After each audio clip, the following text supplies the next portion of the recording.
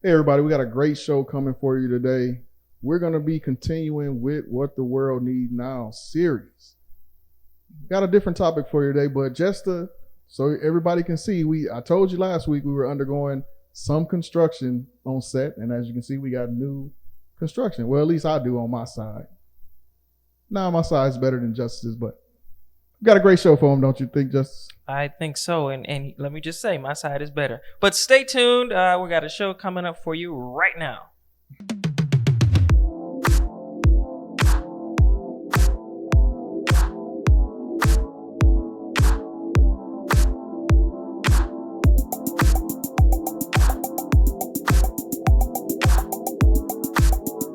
Hey, everybody. We are back. I know we missed last week, but boy, we were undergoing some construction on set, so we had to take a little break, but we are back this week with another episode of the Takeover. This is the best hour of your life for the next hour. And as usual, I'm your host, the most all the way coast to coast. I'm not trying to boast, but I'm better than the butter you put on your French toast, and my name is Marcellus, and I'm sitting here with my co-host. On the sophisticated and luxurious side of the set, Justice Brown. Justice Brown, whose set needs some more help. Alexis, if you're watching, he needs some help with his decorating. But anyway, Justice, as you know, we want to tell everybody that his thoughts are his thoughts, my thoughts are my thoughts, and together they're our thoughts, but they're not necessarily indicative of the thoughts of Kingdom of Heaven Ministry or Pastor Lonnie W. Brown or Lady Francis Brown. So if you get mad at something we say, just send Justice a message. But anyway, Justice, before we get started, we want to come at him with some intro thoughts from the Word. Yes, and it's good that you said that. We always want to start with the Word. You got to have a foundation. Mm-hmm. So, a right foundation. So, we're coming out of Proverbs 4:10-13, and verse 10 says, "My child, listen to me and do as I say, and you will have a long, good life. I will teach you wisdom's ways and lead you in straight paths." And then verse 12 continues, "When you walk, you won't be held back. When you run, you won't stumble. Take hold of my instructions. Don't let them go. Guard them, for they are the key to life." So we're going to be talking about, folks, as you probably can tell from that, Proverbs is replete with one specific topic. And we're going to be talking about that. And it's the key to a lot of things that go on in our life. But before we jump into that, we try to tap into some of the funny things that go on regarding the church. And this time we want to look at assignment that a teacher gave to some third graders to write a letter to God. It is amazing, Justice, what these third graders came up with to talk to God about. So we're gonna read a couple for you. I think you'll find these pretty interesting. It may be even a little comical. The first one says, "Dear God, I bet it's very hard for you to love all of everybody in the whole world. There are only 4 people in our family, and I can never do it." That was old Nan who said that. Mm. That sounds like a biblical name right there, Nan. Nan. What else you got, Justin? Okay, well, this one comes from Norma. Okay, she says, "Dear God, did you mean for giraffe to look like that, or was it an accident?" Kids say the darndest things. She didn't even put a question mark after that. Okay, boy. 3rd grade. Joyce wrote God, and she said, "Dear God, thank you for the baby brother, but what I really prayed for was a puppy." I've been there. Me too. Just kidding. I haven't been there. I have been there. So, Marnie wrote, "Dear God, on Halloween, I am going to wear a devil's costume. Is that all right with you?" I got news for you, Marnie.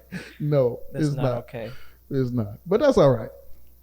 Little Johnny. Why is it always a little Johnny that has something interesting to say? Little Johnny said, "Dear God, how come you didn't invent any new animals lately? We still have just all the old ones." He's looking for something new. Yeah. He's only been here for a couple of years. And finally, we have Wise Neil, who wrote, "Dear God, I went to this wedding and they kissed right in church. Is that okay? Is that okay? I'll tell you what, if Mrs. Brown wanted to do a little smooching during the church, we married, so it don't Mrs. matter. Brown, not anyway. This is not a dating app, Justice. Anyway, She's out there. we thought you guys might find those pretty amusing, and just the minds of third graders to see what they're questioning God about, and we got a few examples of those. But let's jump into our current events, our COVID-19 Chronicles. We'll start with, and if you haven't heard, I don't know what rock you've been under, but President Trump and First Lady Melania both tested positive for COVID. Now, if you don't think this affects the country, the minute that it was announced that President had COVID, our Dow Jones plummeted 425 points. So it's a very serious issue, regardless of what you feel about President Trump or not. Now, I will say, and I wrote this on my Facebook page, this is probably the personification of what you sow, you reap. And what I mean by that is if you sow nonchalance, if you show not caring, sometimes it'll come back and bite you. Every farmer knows if you plant corn in bad ground, you're not going to get a great harvest, or if you plant bad corn. And so when you put out those bad things out there, sometimes come back to bite you. Now, Justice, did you know that President Trump is now saying he's cured, despite not having had a negative COVID test yet? Maybe he's speaking in faith, Maybe it's faith. There's the irony is, Justice, today, this very day, they were having a event at the White House where he's expecting 1,000 people or so on the same White House lawn that sparked this other outbreak. Hope they're wearing masks this time. Now, you know better than that. He is going to speak from the balcony this time, though. Very similar to, to me, it's almost like he acting like the Pope, but the Pope. But it's very interesting. But I'll be honest, man. I would like to see more from our leader of our country, just in terms of taking it seriously, claiming a cure because you were given this experimental concoction cocktail of antibodies that's very controversial. The company that, here's some more irony for you, the company that makes that antibody cocktail is also a company that uses stem cell research. Now, if we don't know what stem cell research is, they take stem cells from aborted fetuses. Now, imagine this. You are anti-abortion, but yet using the company that uses stem cells from aborted fetuses. Okay. So it's a fair bit of irony there, you would think. Sure. So take it for what it's worth. I'm not saying they use it for that particular cocktail. They claim they don't, but they do use them. So very interesting. There's also something very interesting about COVID amongst Amazon. Yes. 19,000. Not 19. Not 000. 19,000 tests positive for COVID-19. In one company. Wow, that's a lot. Now you got to wonder. First of all, I wouldn't be working at Amazon no more if it was me. That's just me. But you got to wonder what kind of company practices. I work as an environmental health and safety specialist, and I can't imagine reporting all that to OSHA. I just can't. But I'm sure OSHA will be making some visits to some Amazon sites across the country. But Amazon is one of them people that had warehouses open pretty much throughout the whole COVID outbreak. So listen, wherever you work at, just make sure, contact your HR or your safety personnel. Just make sure they're doing the best thing they can to protect you, but more importantly, to prevent the spread if somebody comes in and they are infected, because that's what the most important thing is. We can't prevent it from coming in the door, but we certainly can slow the spread down or stop the spread with the right protocol. So, well, Michigan is pretty much back open, Justice. It's good. They open up bowling alleys in limited capacity, movie theaters. So pretty much everything is back open, but please my goodness, please take your time in getting back out there and making sure you're still being safe. And I know you heard what the Michigan Supreme Court ruled. Yeah. Now, we've talked about Big Gretch on this in this platform plenty of times, and how we agreed but maybe didn't agree with everything. But for the most part, she was doing what she thought was best for the citizens. But Supreme Court kind of threw a wrench in that, huh? Yeah, they struck down her extension for wasn't it state of emergency? Mm-hmm. They struck it down. They said you cannot do that. She was using a law from back in 45, I think, when the law was in you could declare a state of emergency for 28 days, and she kept extending it. That's why she kept having to put out an executive order that said the state of emergency is extended, and she could only do it 28 days at a time because of what the law allowed. The Supreme Court said that law does not allow for her to repeat that. So the executive orders that she put out technically no longer exist. However, the Michigan Department of Health and Human Services had something else to say about that. Did you catch that one? Yeah, so they basically put into effect all the things that were in the executive order, so it really didn't matter. But she could have did that in the first place, though, and avoided all this. Maybe she didn't know or whatever. So she went through the Department of Health and Human Services has a right to enact things when there's a pandemic or when there's a health emergency. So they did it basically based on her orders. And like Justice said, even some counties were doing it. I know Macomb County and Washtenaw County, Ingham County, I think also, Oakland County may have also had some.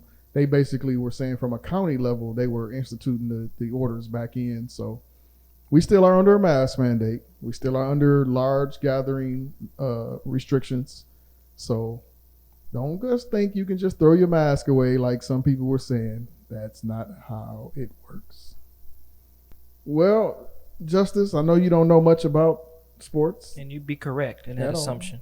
I wasn't assuming, I know. Oh. But the NFL, National Football League, in case you didn't know that, is having some COVID issues right now. They had to cancel a game last week. Yeah. They had to postpone another game last week. Another one this week has already been postponed, and I think another two are being postponed and in jeopardy of being canceled again. So is that so bad?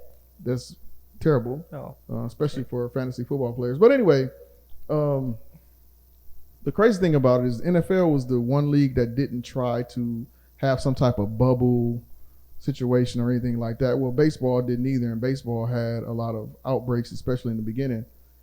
They're dependent on the teams to control their players. I don't know how feasible that is. I don't know if we're going to make it through the whole season.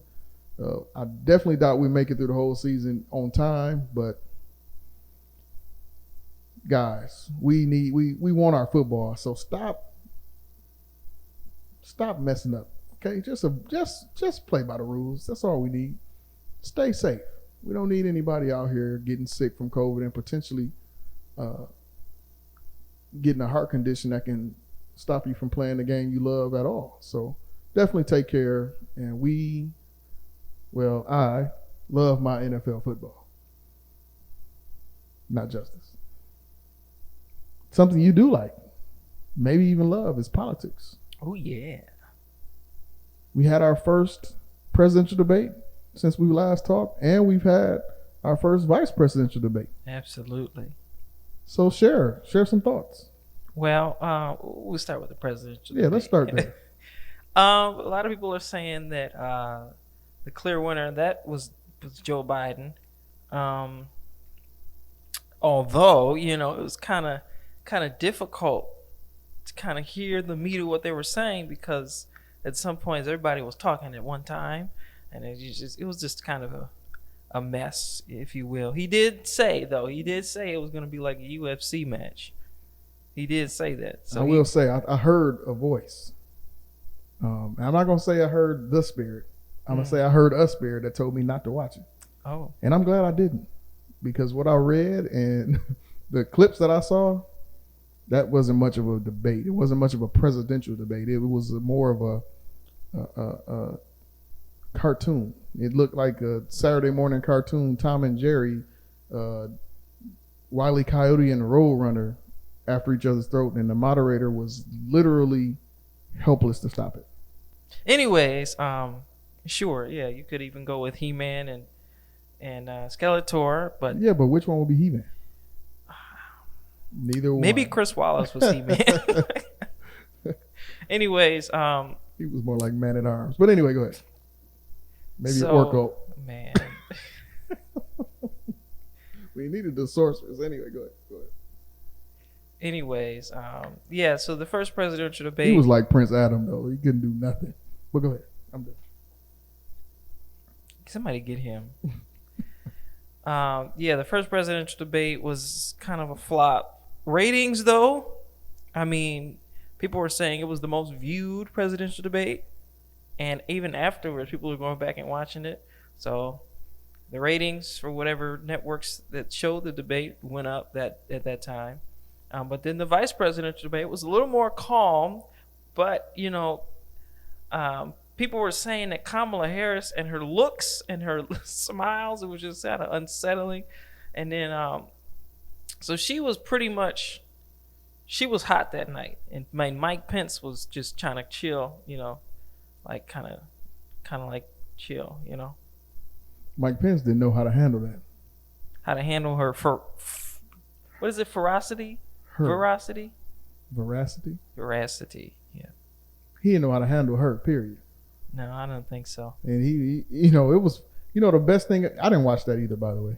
The Voice told me don't watch this mess either. But I saw The Fly that made an appearance. And I gotta tell you, that was the best part of all is the memes that followed. I have never laughed so hard at a vice presidential debate than I did with the memes.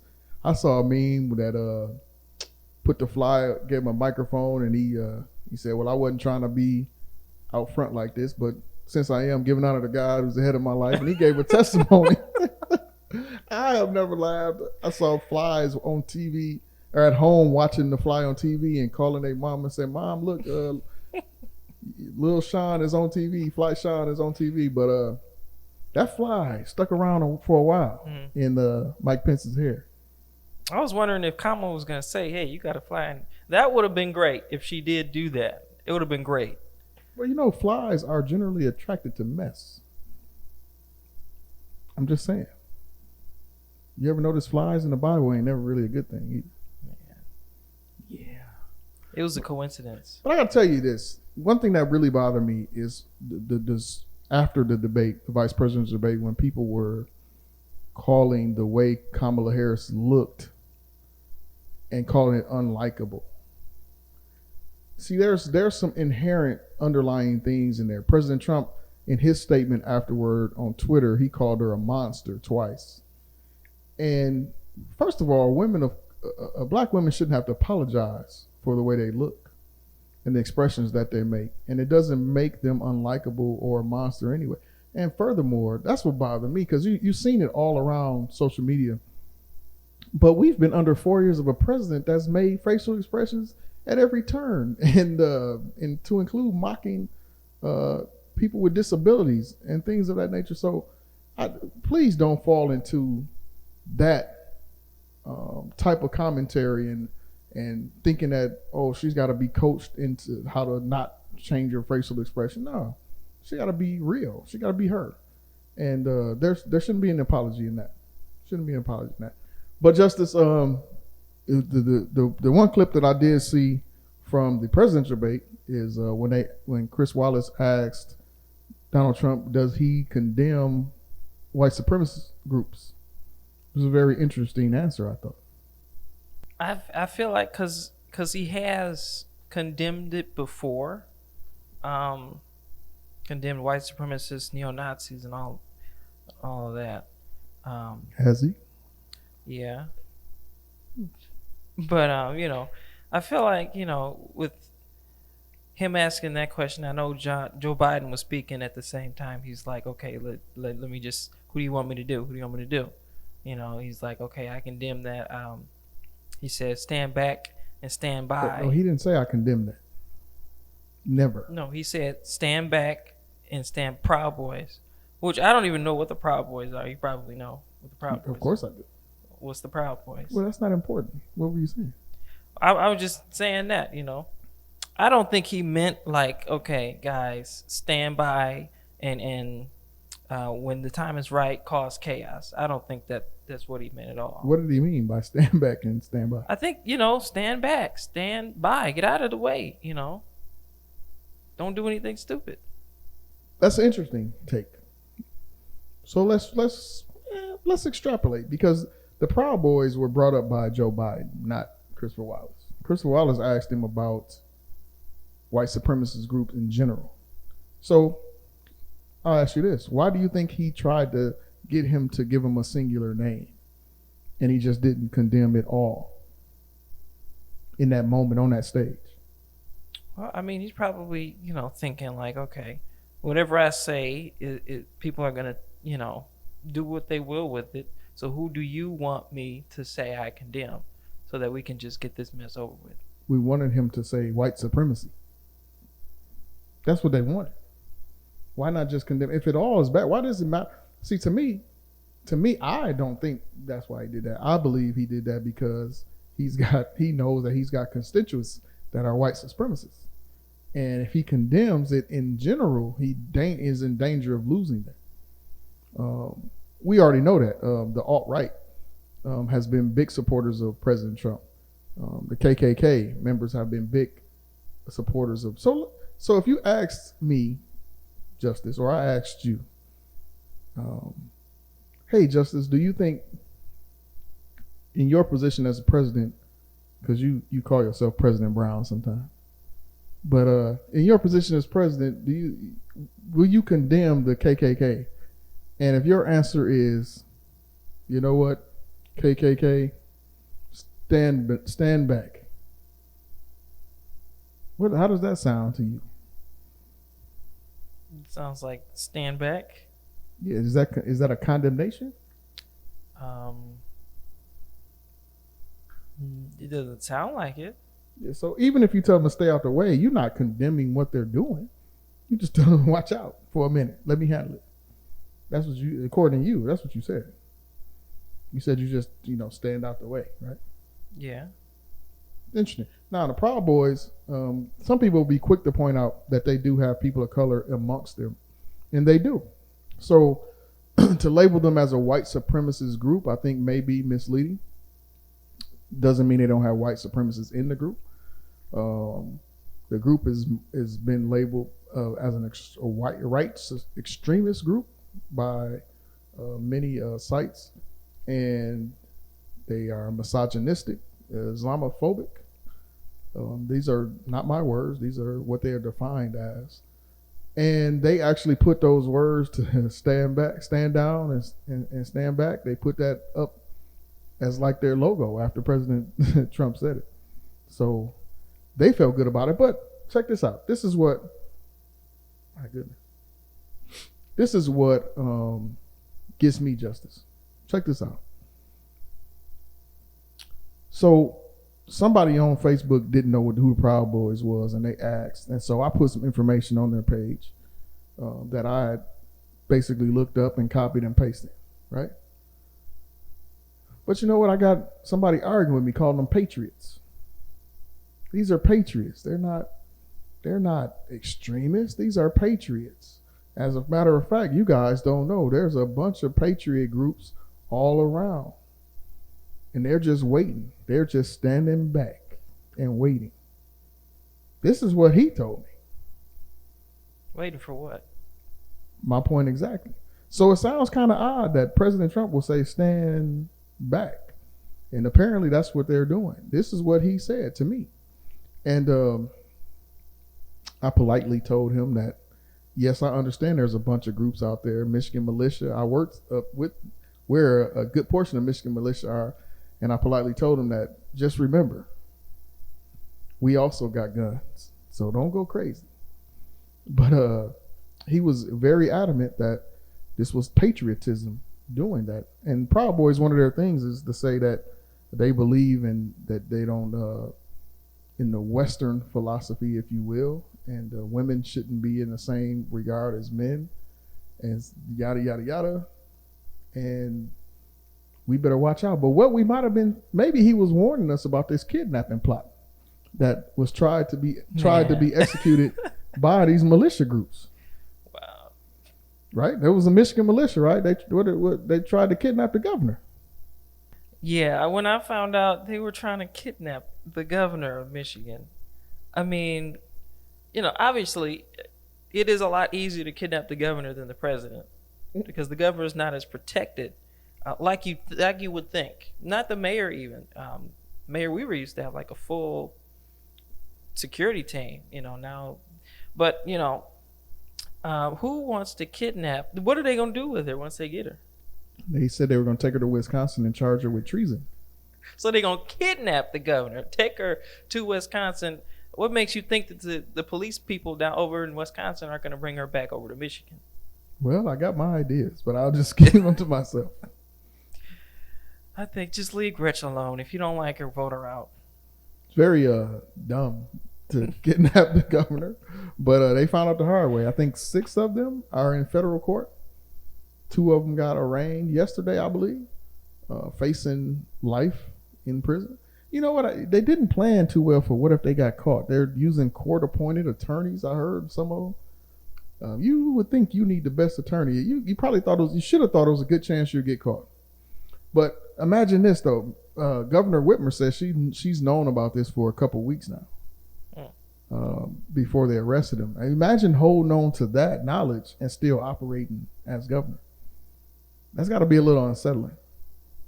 So, shout out to her for staying calm in that situation, but that's just dumb. I think it was a total of 13. How many people were involved? I think 13 total, 6 in federal courts, 7 in state courts. I don't even know what else to say about it. Just so you do know, kidnapping or assassinating a governor of the state is actually a federal crime. It's not a state crime. Depends on what part you act in is why some of the people are only on the state side. Depends on what part of the plot you were. Some of them are getting weapons charges because they were apparently trying to get explosives and high-power weapons. I seen one of the neighbors interview, and I just can't believe it. I knew they were part of the militia, but I never thought they would do this. And they were supposed to be being interviewed under the condition of anonymity, but they didn't change their voice at all. So, I mean, how much anonymous? You really? So what are you trying to do with all the explosives and all the weapons? Man, I don't know. I don't even know, brother. But I can tell you, it's not a good look for him. But anyway, don't kidnap. Message: don't kidnap. Don't do that. Don't try to do that. Just they also, they released a grand jury audio from Breonna Taylor's case, and it came out that the grand jury did not have the option to indict the other officers. That was never presented to them as an option, which is disheartening. And just recently, just yesterday, it came out that the information to obtain the no-knock warrant was falsified, and that it should have never been issued. So there's a lot still going on with that case. We just still send out our prayers to the families of Breonna Taylor so that they can have peace in their minds and their hearts. I know that we dealt with current events for a lot longer than we planned on doing, but we got a lot going on in this country right now. And we could, honestly, we could have done a whole show just about the current events because there's so many more.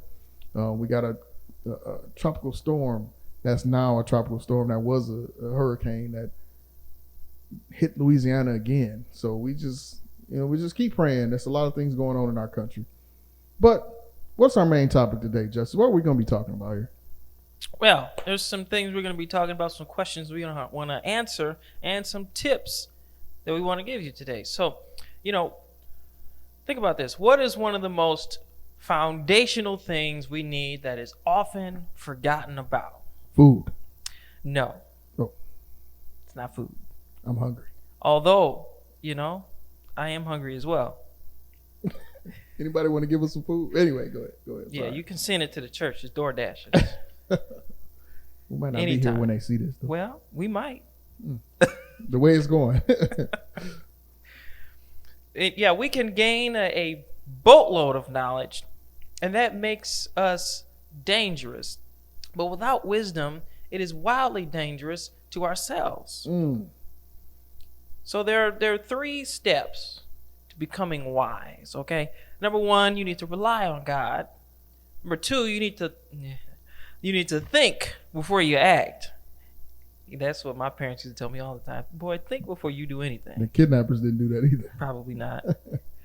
And, well, yeah. Anyways, 3, use failure as an additional teacher. It's interesting. Thomas Edison said, I failed 10,000 times before I made the light bulb, even though he didn't invent it. Anyway, he failed, and so he didn't let that stop him. Remember,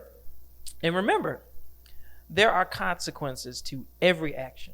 Everyone, good and bad. There are consequences, good and bad. So as you can see, we're talking about wisdom, and Proverbs, like I said earlier, is replete with verses and everything about wisdom. If you want to learn how to be wise, read Proverbs, and we're going to talk about more about Proverbs today.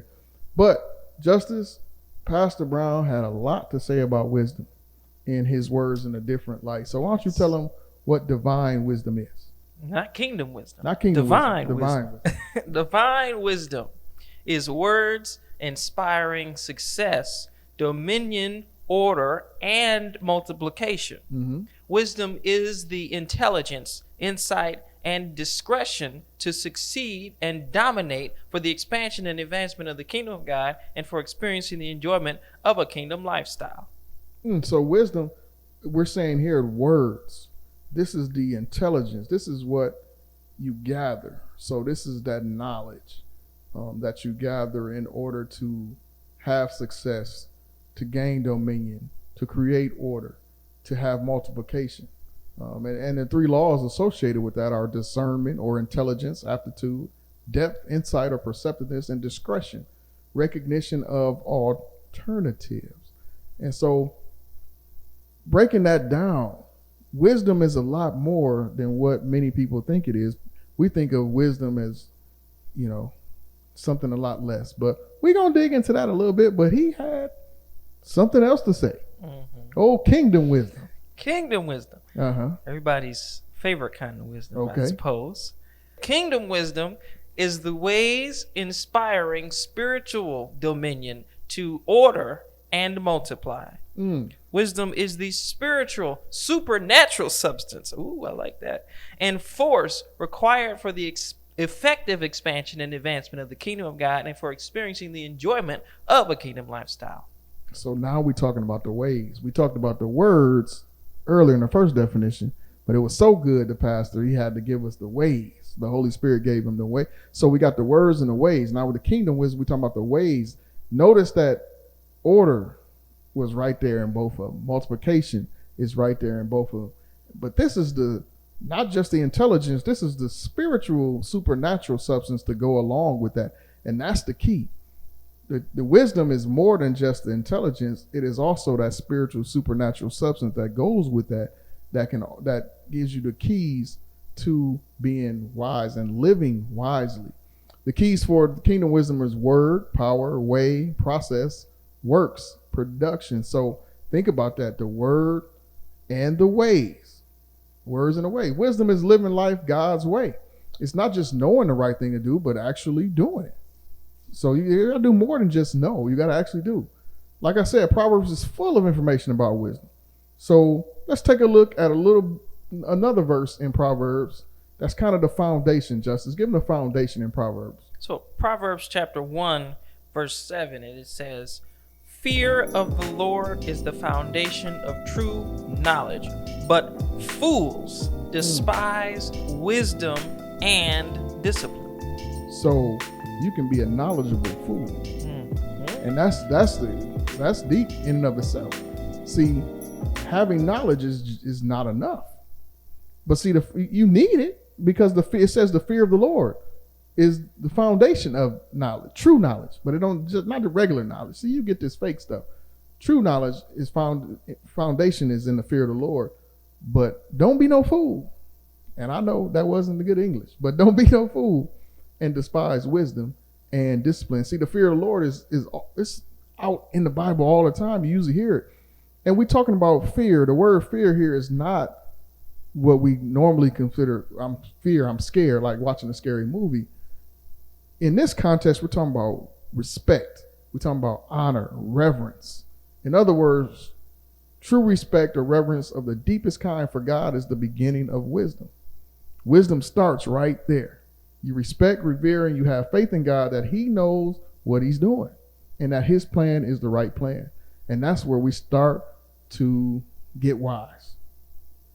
And when we think about wisdom, I gotta get all up in my, my chair right here. You See have that? to sit wise. I see what you did there.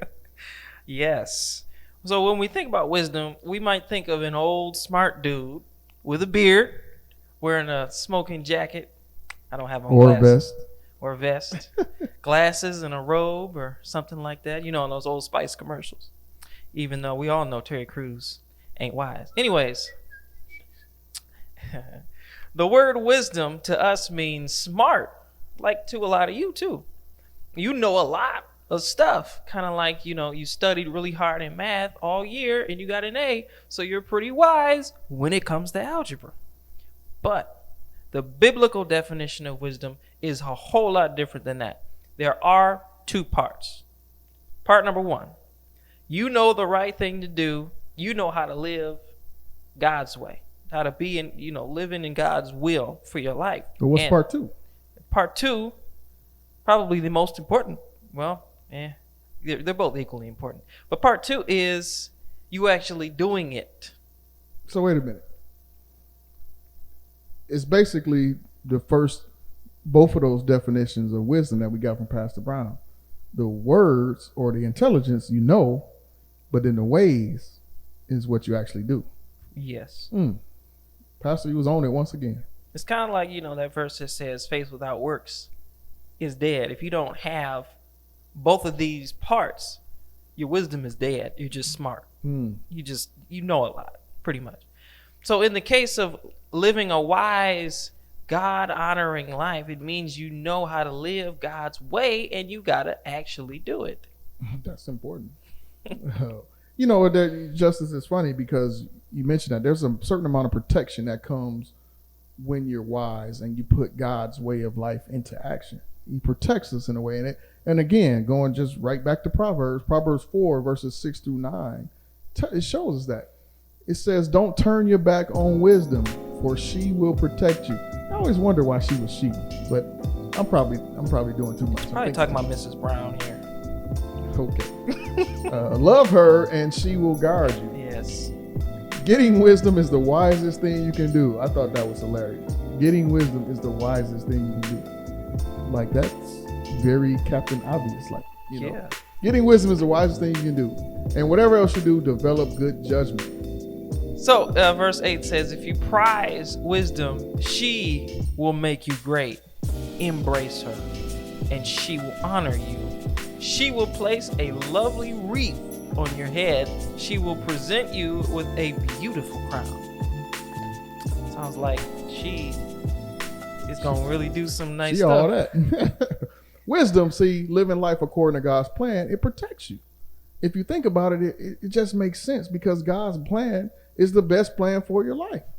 The ability to live that out can protect you from the alternatives that are not what's best for you. Now, here's the key, Justice, and here's the key, everybody.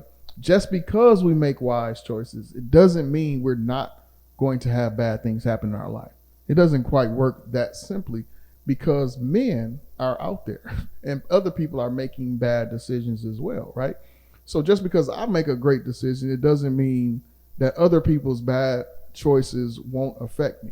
So that's why when people ask questions like, why do bad things happen to good people? Why was there a Holocaust? People always throw this up. If there's a God, why was there a Holocaust? Why do kids die? Well, because there are men making bad decisions out there that affect other people. So you want to make the wisest decisions you possibly can, but just because we do that, it doesn't make us exempt from bad things. But we know that we can put ourselves in the best position. For example, I almost got into a car accident a couple weeks ago. I was just driving down the street, just literally driving straight down the street. And a car turned in front of me because they had made a bad decision. They didn't see me. coming. And they literally turned in front of me. I had to, what we call standing on our brakes. I mean, when you got to press them to the floor.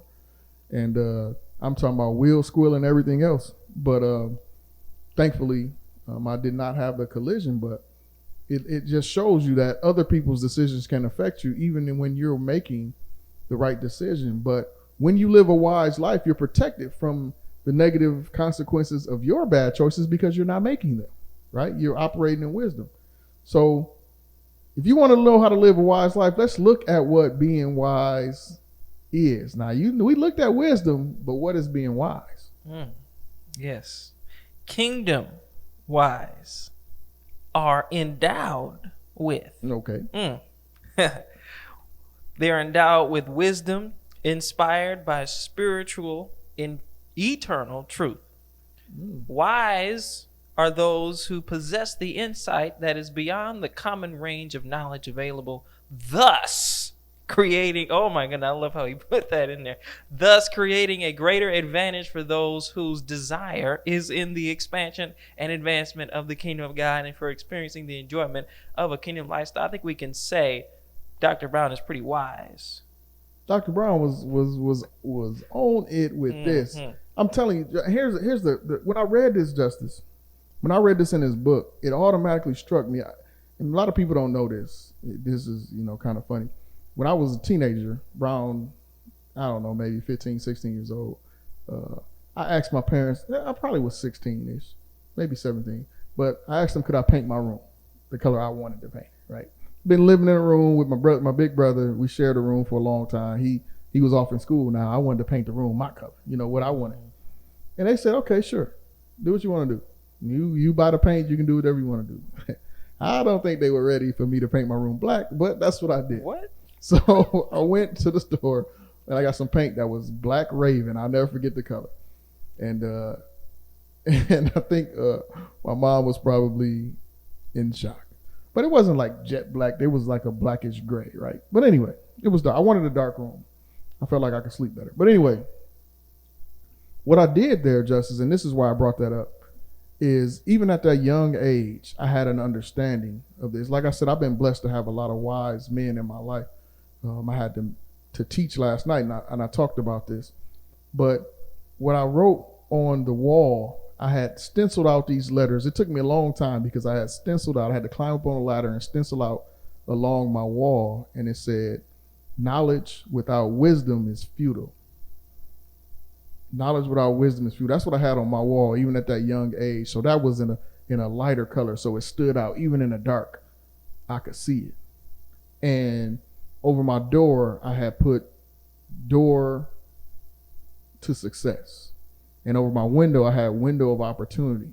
And wisdom, or what being wise is, being endowed, as you heard Justice read, with insight that's beyond the common range of knowledge available. See, I knew even at that young age that just having knowledge wasn't enough. If you don't have the wisdom to go along with that knowledge, you're not wise. Because you need that wisdom that inspired by spiritual truth, right? That's what you need, and that's what being wise is all about. But we told you there were 3 steps. We did. In the very beginning to becoming wise. And number 1, I'll start, Justice. Number 1 is rely on God. But this seems pretty obvious, right? Like a no-brainer. But how often do we make choices because it's what we want to do? And then we end up paying the price for a bad decision?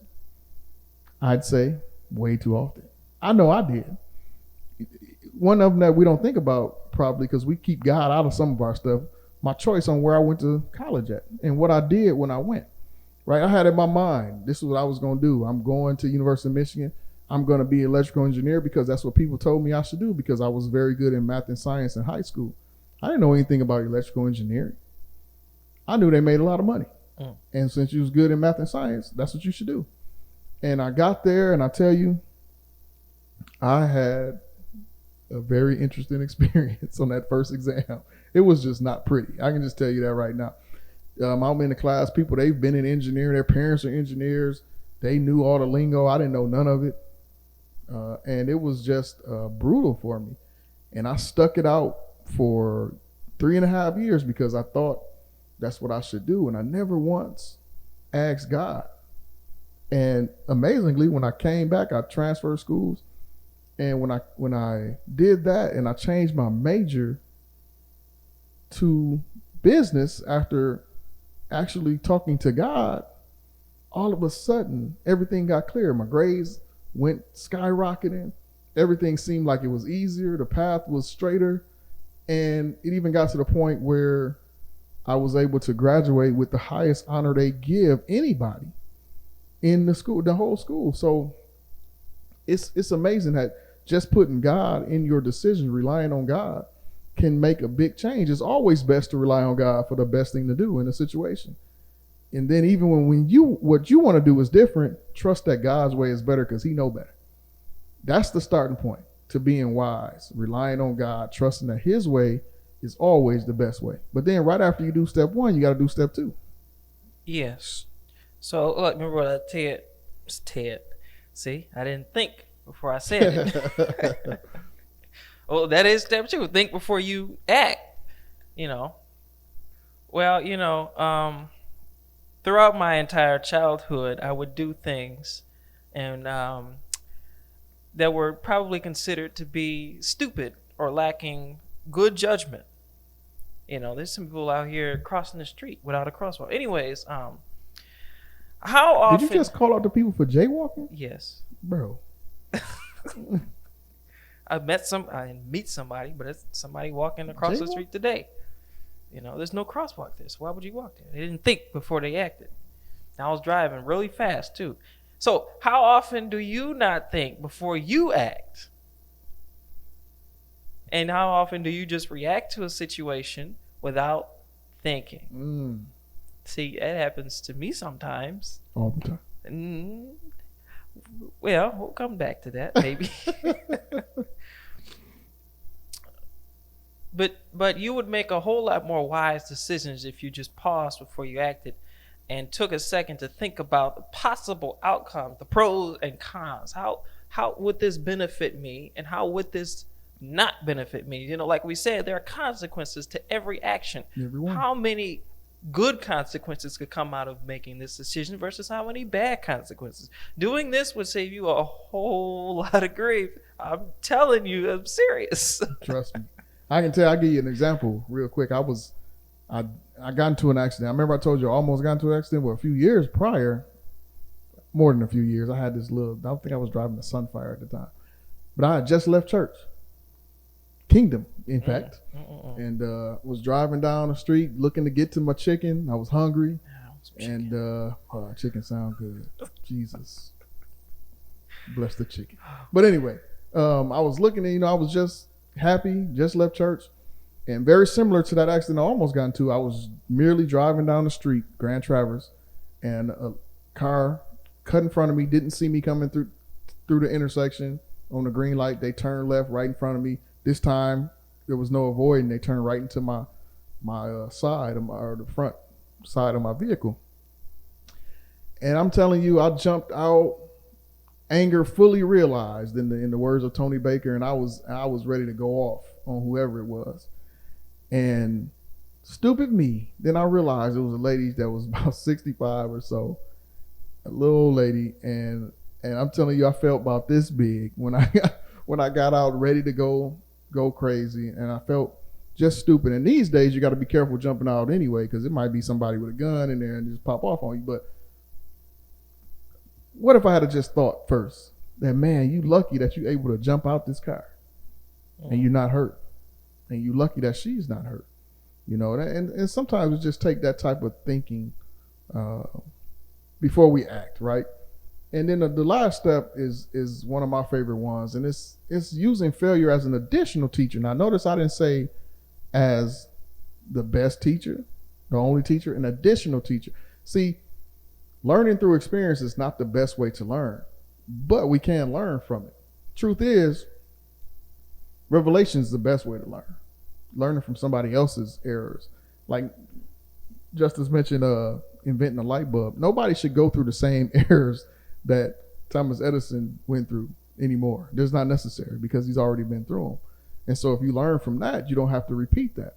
But the truth is, you're going to make a lot of stupid decisions that have negative consequences in the course of your life because we're human, right? We all mess up. Welcome to the club. But when we do mess up, use it as a learning experience. Don't just go through the pain of your bad experiences alone. Learn from them. In fact, let's do something right now. Let's have an exercise. I don't like the sound of that. Think back to your last stupid decision you made. Take a second. Think about it. Now think about the consequences of that decision. Here's the question, Justice and everybody. What did you learn from it? Because see, when you learn from your mistakes, over time you become wiser. Some of the wisest people I know made some of the most stupid decisions in their past, but it didn't keep making them over and over. They learn from each one, and we have to do the same, not to repeat the process, right? That's what we got to understand. But, Justice, you're going to like this. There's also a dark wisdom out there. Ooh. Now, we've talked about kingdom wisdom. We've talked about divine wisdom. We talked about being wise. But what is dark wisdom? Well, I'll tell you, what I learned. I learned not to put soap in a hot tub. But dark wisdom is words insisting on sensory directives as optimal measurements. Dark wisdom is intelligence, insight, and direction guided by sensory and empirical support and investigation for the approval of activity that promotes man's activity for the expansion and advancement of the social, educational, financial, political, and secular authority in order to experience the enjoyment of a fulfilled lifestyle. That's a lot. And I don't mean just a lot of words. I'm saying a lot. Notice that what Pastor wants us to understand, that dark wisdom is a thing, and it is a wisdom. But it's a wisdom based on our senses, what we can feel, see, taste, touch, rather than it's based on spiritual, right? So it's insistent on our sensory directives, as that's how we measure its optimization, right? So it's intelligence, insight. We talked about that with divine wisdom, but it's guided by the senses, not by the spirit. And we look at empirical support, or we need evidence. That's why people always say, well, how can you believe this without physical evidence? Because you don't need faith for dark wisdom. You don't need that type of faith. And it promotes man's activity, not God's activity. Now, we want success in the social, educational, financial, and political world, but we want to do it with spiritual wisdom, not dark wisdom. And that's the difference. But we wanted to really point out that there is a dark wisdom, Justice. Yes, the Bible does talk about dark wisdom. Actually, in 1 Corinthians 1:19 through 21, it says, as the scriptures say, I will destroy the wisdom of the wise and discard the intelligence of the intelligent. So where does this leave the philosophers, the scholars, and the world's brilliant debaters? God has made the wisdom of this world look foolish. Since God, in his wisdom, saw to it that the world would never know him through human wisdom, he has used our foolish preaching to save those who believe. So that's Paul basically saying, look, people think we're fools. We're out here preaching the gospel. But God is using this foolishness to confound the world's brilliant people. The world's most brilliant people. It's amazing how often some of the smartest people in the world bring in preachers when they need wisdom, because God's wisdom is much deeper than anything they can find in any scholarly book or anything. In the dark wisdom of the world, God is saying, look, they got wisdom, but mine is better. And I'll show them. Yeah, and just that's like an iPhone. just You got like the iPhone, I got the Android. Mine's better. Androids are clearly better. Yes. Clearly better. Those of you who have an iPhone, I'm sorry. I'm going to pray for you. Well, pray for us, first of all. You got dark wisdom. Dark wisdom. Pray for us, y'all. We getting silly, but pray for us, because we need prayer. That's why you need to pray for us. We got, we're doing this and we enjoy the sacrifice that we're doing, but we definitely need prayer. So keep us in prayer. And take a moment, even if you have to close the live chat right now, like, share, comment, subscribe, do all that. Hit that thumbs up. That shows that you like the video. And make a comment and let everybody know how it's blessing you, even outside the live chat, so everybody can see it when they come. And when you subscribe and you hit that notification bell, you'll know when the next video is posted. And then also tell somebody. Share the link with them. Text it to your friends. Share it on your social media. Let them know what we're all about. And just as now, we're going to close with the word. Yes. We're getting ready to close. As we depart, we're going to close in Proverbs. We've spent a lot of time in Proverbs because I told you Proverbs is the wisdom book. Proverbs 8:12 through 14 says, I, wisdom, live together with good judgment. I know where to discover knowledge and discernment. All who fear the Lord will hate evil. Therefore, I hate pride and arrogance, corruption and perverse speech. Common sense and success belong to me.